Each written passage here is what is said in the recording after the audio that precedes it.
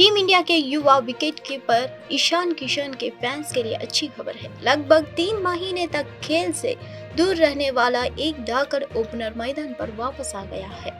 मानसिक स्वास्थ्य पर ध्यान देते हुए उन्होंने विकेट कीपिंग की प्रैक्टिस शुरू कर दी है। वर्ल्ड कप के बाद घरेलू क्रिकेट और इंग्लैंड सीरीज से दूर ईशान बड़ौदा स्टेडियम में प्रैक्टिस कर रहे हैं। वह वहां किरण मोरे एकेडमी में प्रैक्टिस कर रहे हैं, क्योंकि अगले महीने आईपीएल का 17वां सीजन आ रहा है। ऐसे में फैंस उससे पहले ईशान की वापसी का इंतजार कर रहे हैं।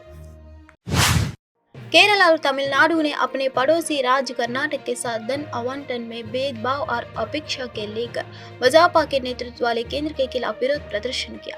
इस मामले के खिलाफ केरला के वाम मोर्चा और तमिलनाडु की डीएम के गुरुवार को दिल्ली में विरोध प्रदर्शन करेंगे। मुख्यमंत्री पिनाराई विजयन केरल वाम मोर्चा आंदोलन का नेतृत्व करेंगे।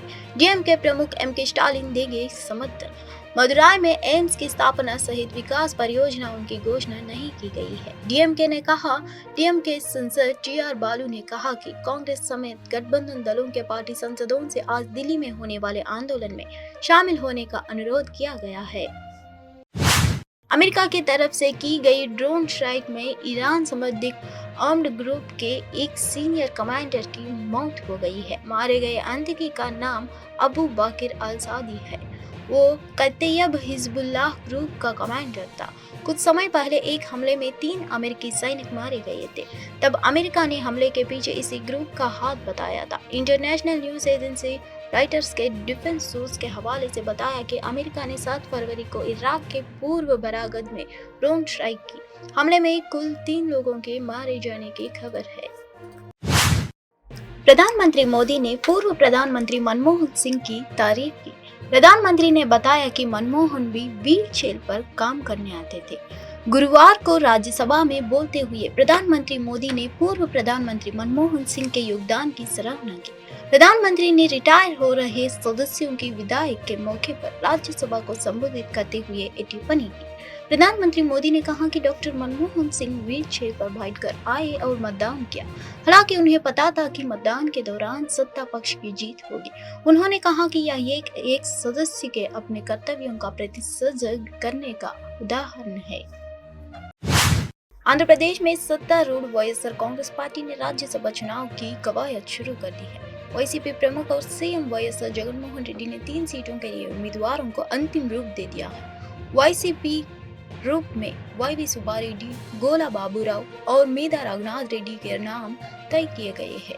राज्यसभा उम्मीदवारों हालांकि वाईसीपी नेतृत्व आधिकारिक तौर पर आज घोषणा करेगा और 3 राज्यसभा वाईसीपी उम्मीदवारों ने एक साथ सीएम वाईएसआर जगनमोहन धन्यवाद किया। गोला बाबूराव, वाईवी सुब्बारेड्डी, मेधा रघुनाथ रेड्डी जिन्होंने सीएम चैम्बर में वाईएस जगन से मुलाकात की। विधानसभा ने राज्यसभा चुनाव के लिए उनके नाम फाइनल करने के लिए उन्हें धन्यवाद किया। कांग्रेस नेता राहुल गांधी ने सनसनीखेज टिप्पणी करते हुए कहा कि प्रधानमंत्री मोदी ओबीसी जाति में पैदा नहीं हुए हैं। वह अपने जाति के बारे में झूठ बोल रहे हैं। गुरुवार को भारत जोड़ो जुलूस में बोलते हुए राहुल गांधी ने प्रधानमंत्री मोदी पर उनकी जाति को लेकर झूठ बोलने का आरोप लगाया। उन्होंने दावा किया है प्रधानमंत्री सामान्य वर्ग से ही, न कि अन्य पिछड़ा वर्ग से। उड़ीसा के झारसुगुड़ा में बोलते हुए राहुल गांधी ने आरोप लगाया कि प्रधानमंत्री मोदी ओबीसी वर्ग में नहीं बल्कि गुजरात की तेली जाति में पैदा हुए हैं। भारतीय वायुसेना 17 फरवरी को होने वाली वायु शक्ति 24 के लिए पूरी तरह तैयार है। वायु शक्ति 24 अभ्यास राजस्थान के जैसलमेर के पास पोखरण A2 ग्राउंड रेस में आयोजित किया जाएगा। अभ्यास का अंतिम संस्करण फरवरी 2019 में आयोजित किया गया था। मेगा IAF अभ्यास वायु शक्ति 2024 में भाग लेने के लिए 77 लड़ाकू विमानों सहित 130 से अधिक विमान, भारत में निर्मित LCA तेजस प्रचंड लड़ाकू हेलीकॉप्टर और ALH ध्रुवी भी अभ्यास का हिस्सा लेंगे।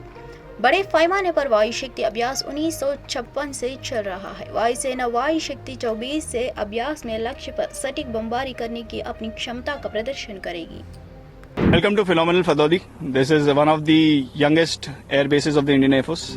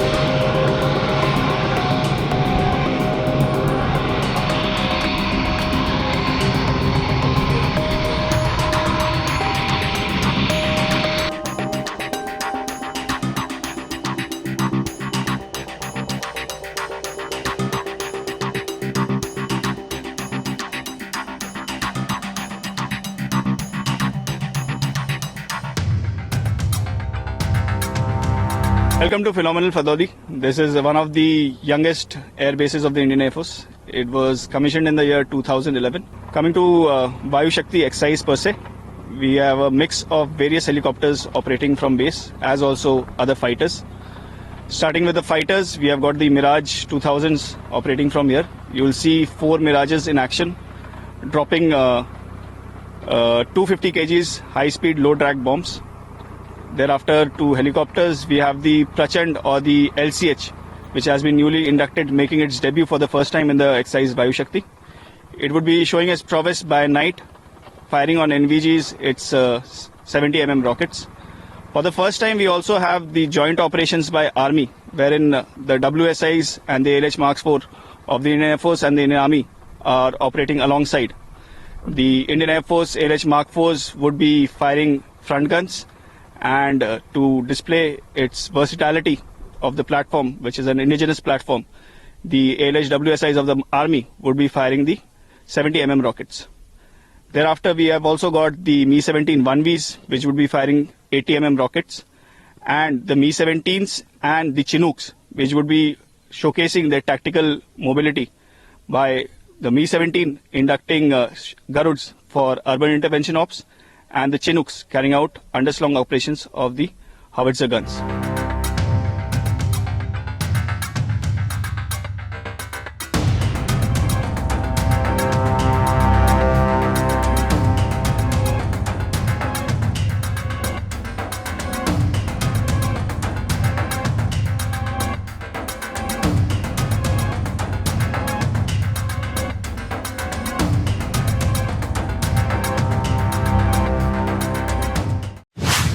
केंद्रीय मंत्री स्मृति ईरानी ने फरवरी में संसद में कांग्रेस और गांधी परिवार के खिलाफ जमकर हमला बोला। एक घटना को याद करते हुए बीजेपी नेता ने गांधी परिवार पर महात्मा गांधी के पोते को अपमानित करने का आरोप लगाया है। जब जब कोई भी ऐसा नेता जो गांधी खानदान को चुनौती देता है और जो विशेष वंचित परिवार से आता है, उसको गांधी खानदान कांग्रेस पार्टी जलील करती है, अपमानित करती है। जब अमेठी में राजमोहन गांधी जी ने चुनाव लड़ा था, महात्मा गांधी के सर ये पोते, इन्होंने जब चुनाव लड़ा, he was literally bricked in Shahagarh block, in Shukal Bazaar. He was forcibly made to sit in a police station, and he, the grandson of Mahatma Gandhi, was called Nakli Gandhi by those who usurped the name of Gandhi to do their politics. When Maneka Gandhi went to fight an election in 84, she was also humiliated. And when, sir, I don't know why they are upset. This is their history, sir. Sharad Yadav ji, when he went to fight Amethi, sir, he was told by Congress के नेता कि शरद वापस जाओ, जाकर अपनी भैंस चराओ। अगर इन्हें इतनी लज्जा आती है कि इनके नेता ने क्या किया, तो मैं कह दूं 7 पुश्तें निकल जाएंगी, लेकिन ये पाप नहीं धुलेगा। Anything objectionable, it should be looked into. Nothing is objectionable, sir. I can actually prove it on the table, if so desired, and the evidence will embarrass the Gandhi family even more. That they threw stones at the grandson of Mahatma Gandhi in Amethi, that they humiliated Sharad Yadav in Amethi, that they humiliated Kashi Ram in Amethi, that they humiliated every leader who stood up against this family is the truth which can be evidence in this house. Sir, कृतज्ञता की भावना के साथ आज अमेठी की सांसद के नाते मैं माननीय प्रधानमंत्री जी का विशेष आभार वंदन करना चाहती हूँ। किसी भी सांसद के लिए उनका पहला कार्यकाल इस भवन में सांसद के नाते यादगार होता है, लेकिन नेता अगर नरेंद्र मोदी जैसा हो तो इतिहास गढ़ने का और इतिहास की साक्षी बनने का भी मौका मिलता है। इसलिए आज मैं ऋणी हूँ कि धारा 370 को हटते हुए हमने न सिर्फ देखा बल्कि उसको हटाने में अपनी ओर से सांसद के नाते हम सहयोग भी कर पाए।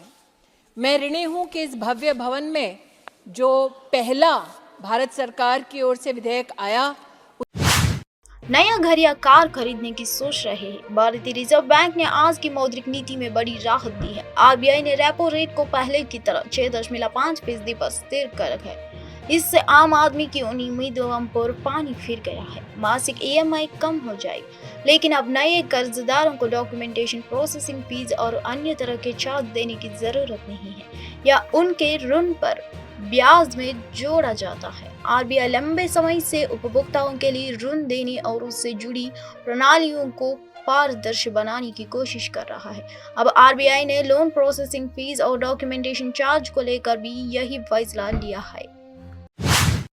तृणमूल कांग्रेस नेता और सांसद सुदीप बंदोपाध्याय ने 8 फरवरी यानी आज केंद्र सरकार द्वारा UPA सरकार के 10 वर्षों के सेशन के खिलाफ श्वेत पत्र लाने और प्रतिक्रिया में वर्तमान NDA सरकार की विफलताओं को उजागर करने वाला कांग्रेस द्वारा काला पत्र लाने पर बात की।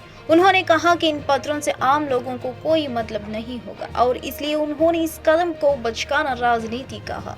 सुदीप बंदोपाध्याय ने कहा, यह बचकानी राजनीति है। 17वीं लोकसभा के समापन दिवस से ठीक पहले ये सभी चीजें पेश की जा रही है जिनका लोगों से कोई लेना देना नहीं है। इन पत्रों से आम लोगों को कोई मतलब नहीं होगा। What do you think about this politics and what is your comments? The childish politics.